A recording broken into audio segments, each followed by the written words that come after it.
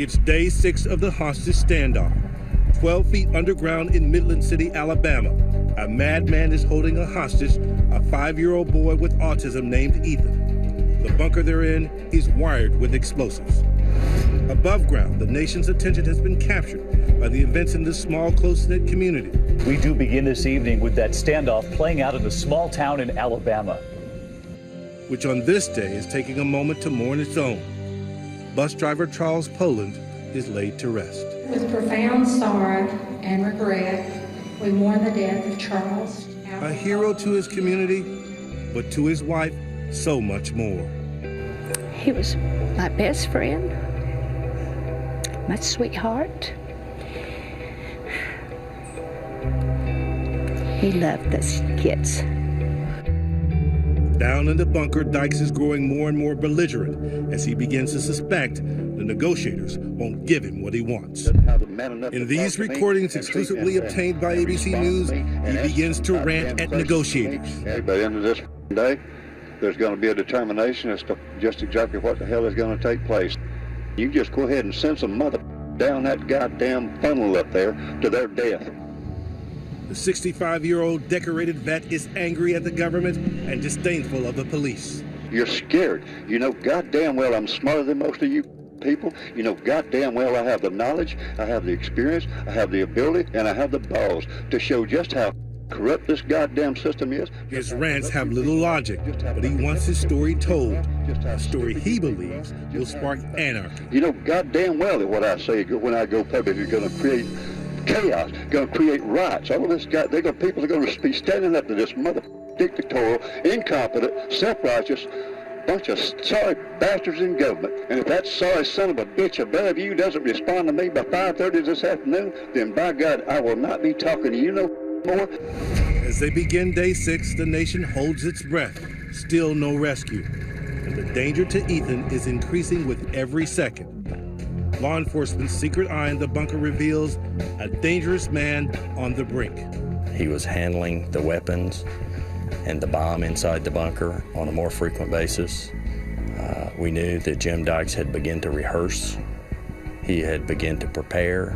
And Dykes has a diabolical plan for Ethan. Jim Dykes relayed to the negotiators, if anything happens to me, I have told Ethan to pull the trigger. That meant he had told Ethan to detonate the IED, the second IED that was inside the bunker. I think anyone who was aware of that was wondering, is this it?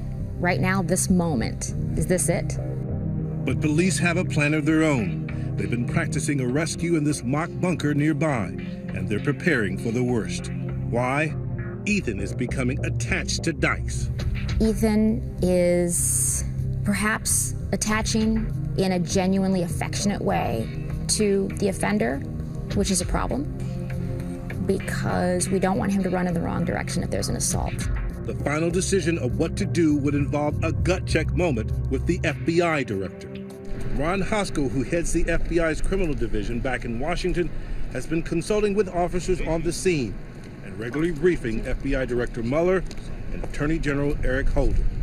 Time appeared to be running out. Our on-scene commander was on the line, and the situation was not a happy one. Our behavioral analysis folks told us the best you can hope for is a murder-suicide. The decision is made to take on Dykes armed with guns and bombs, head-on his turf in a tight space. Neil, two of the state police, remembers speaking with one of the FBI tactical team members the night before the assault. It was very clear to me that he was willing to sacrifice his life if it meant saving Ethan's. It's now the moment of truth. I was feeling so many things. I was scared. Knowing what was waiting for them down there, they went anyway. It's chilling. I'll tell you, in the command post, when the authorities were granted to execute the plan, there was silence.